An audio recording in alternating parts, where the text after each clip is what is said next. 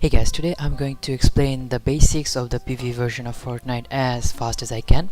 The first thing is the layout of the whole lobby. There are 6 different tabs, and on the map tab you have like different zones that you can begin your mission on. The next tab is the command tab, and then on the command tab you have the heroes, and then survivor, upgrades, your research point, and at the end you have your profile, which you can choose to get your XP boost and something like that. The next thing is the armory. On armor you have schematics, your backpack storage, and then item shop, and then the store if you want to buy any V-Bucks to buy the llamas. Alright, so the first thing is when you start the game, there's this whole layout. The whole concept of the game is that there is this world that is affected by zombies, and it has to be saved by you, and you need to progress through the zones to save the whole world. Okay, so the first thing is like when you start the game, if you go to command section and come to navigate to the heroes and manage, there are 4 different classes of heroes. The first class is the soldier, the next one is the constructor, the next one is the ninja, and the outlander. The soldier class is like they have different perks. The first perk is the frag grenade, and the second perk is shockwaves. Usually they have shockwaves, and the last is the most powerful perk of a soldier is the minigun. As you can see, like a ninja can like literally destroy everyone with their ability, mostly for use for combats. The next class I'm gonna talk about is the ninja class. Ninja class can double jump like by pressing spacebar twice. They have extra damage on their melee weapons, which you can see like they can attack an enemy and then turn into shadows, which also increases their damage to a melee weapon. The most powerful perk of a ninja is the dragon slash, which can be used to kill hordes of zombies, and also there is the smoke bomb. Ninja is a very fun class to play with, very versatile, and it's overall very fun class. The next class that I'm gonna talk about is the constructor class. Constructors are all about buildings. You can build faster, you can upgrade faster, cheaper, and overall, after building all of that, you can add an extra layer of protection to your building with your base ability. Constructors are the most support class in the game. And when it comes to the combat section, some of the constructors have this a decoy ability, which can be used to distract the zombies just to get away from an objective, and also they have this blue ball machine in which if the zombies step on, they just die. Yeah, that's just constructor. They're not good for fighting, but they're really good class to support your whole thing. The next class, and the most useful class that I'm gonna talk about, is the Outlander class. The Outlander class, they have extra damage on the pickaxe, which they can use to farm materials faster and then gain more loot. They also has the perk called Phase Shift, which enables them to travel to anywhere on the map faster. And then the most common ability of an Outlander is called the Teddy. They can use the Teddy to actually deploy a bear, basically a pet bear, and then use it against the zombies. The last ability is the punch they can use. Okay, so the question is, you have four classes. Which class you should go for? As a veteran save the world player, I would recommend everyone to start with the Outlander class. When you first start the game, you have less materials and less crafting items, and an Outlander gives you the ability to actually farm materials much more faster. And also there is Teddy, which can help you during your battles. Like you don't have to actually waste any ammo when you fight. And the next class that you want to focus on is the soldier class. The soldier class is all about fighting in combats and battles. You want to go for soldier class. Like if you want to craft those high material weapons and stuff like that, you need ammos. If you already have an Outlander, you can also already craft ammos and then weapons, something like that. So basically this is like the whole hero setup. So you got your Outlander, and then you got your soldier and everything. Now the thing is that you need to play main quest. You need to play main quest to progress your whole game as fast as you can. And now the question is like there are so many missions. Which missions do you play? There is like ride the lightning. There's like fight category storm, build the radar, destroy the encampments. The main concept is to level up faster. Is that you need to play the missions which are shorter and ends first, so that you can progress faster. In my opinion, you should always go for fight category storm 1. So in this mission, there's like this only one thing, like you need to defend the one thing. So the objective is to collect one blue glow, and then when you get that blue glow, you just finish your main quest. Like for example, my main quest was to find a motel. I found a motel, and now I need to find the objective and then finish the mission. That's how I finish the that's how I like progress faster. So I just find the objective, I just deploy the atlas, and then you just build pyramids like this. Just edit out the pyramids and then pre-edit the walls, and then just all the holes that you created.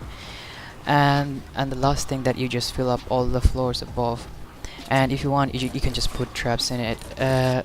Like fight category storm is like the most easiest mission. It only takes like 10 minutes to finish the whole mission. And that is how you do the mission. So now you've progressed through the quest, you got ride the lightnings and missions. Now you level up. If you level up, you get skill points which you can use to get your gadgets and tools, which you can actually use, which will help you progress through your games later on. The next thing that I'm gonna talk about is the research point. So when you come to this research tab, there are 4 research points. The first thing is the fortitude, which helps to increase your health, then offense, your weapon damage, and then resistance, your shield and tech, your ability damage, and trap damage, and so on. So the thing is that on the research point, there is no way to earn research points unless you wait, and that's the research point. And the next thing that I'm gonna talk about, and the most important thing on the game, is the survivor squads. So the survivor squads is something that you need to focus on fully on this game.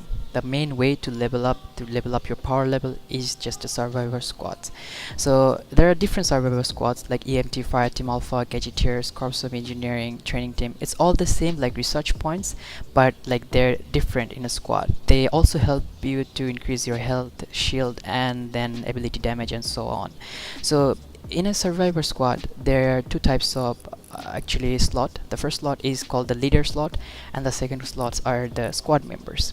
So in a leader slot, you need to assign a leader who is actually matches that survivor, that squad requirements. So for engineering, we need to actually for the corps of engineering, we need to assign a leader who is actually an engineer.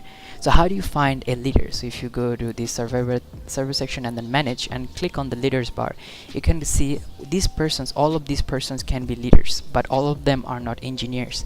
You just need to know which person does who. For example, if you press on her, we can see that she's a doctor. So we need to assign her to the doctor class, and then when we assign her to the doctor class, it says that the leader match is okay. And that is how you do it. The next thing is that the survivor slots. So when you got your leader has a personality. So for example, my leader has personality called dependable. I assign personality, the same personality match him, and then I assign the same person, a dependable person, with my leader, and that is how you get a good squad. That is how you power up, level up faster. So the next thing is like the rarity of the survivors. As you can see, I have the blue leader on my list, and she's almost maxed out. The thing is that like it doesn't matter which rarity your survivor is. It can be like a blue, or it can be rare, it can be legendary or purple. As long as the leader matches and the hero and the personality matches, you get extra boost for your power level and stuff like that. So you should always match your leaders and match your personalities. Focus on leaders and personalities. Do not focus on rarities. You should always upgrade your survivors in order to get much more higher level.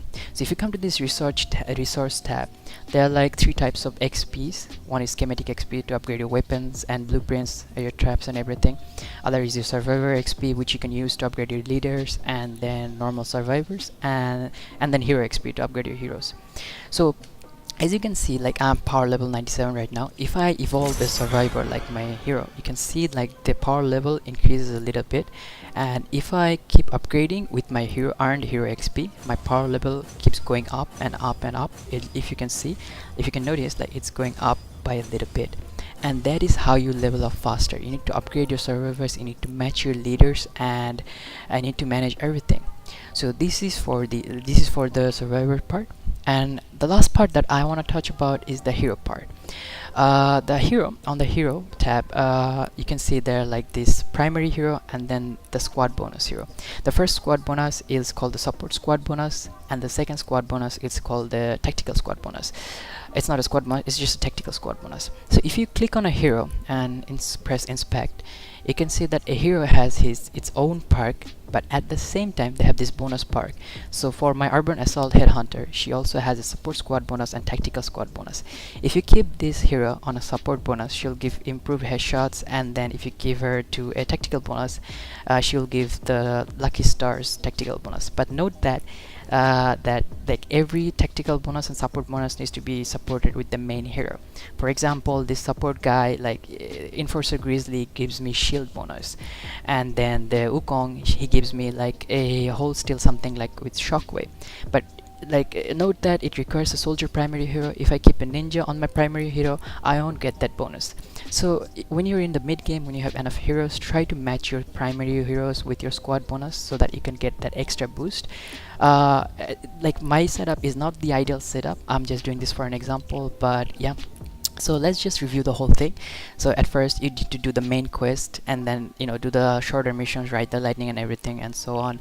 And then when you earn the XPs, and then you spend those XPs on your skill points and get more skills and stuff like that. And then you upgrade, you get your research points, you collect those research points every day, and then upgrade your offense, your health and so on. And then when you do the missions, you come to your survivor squads, you upgrade your survivors, manage the survivors, manage their personality, so that you can get your their level much more higher. And then yeah, lastly you just manage your hero squads, get your primary squads, and then tactical bonus. So basically that is the whole save the wall, that is the whole basics of the whole game.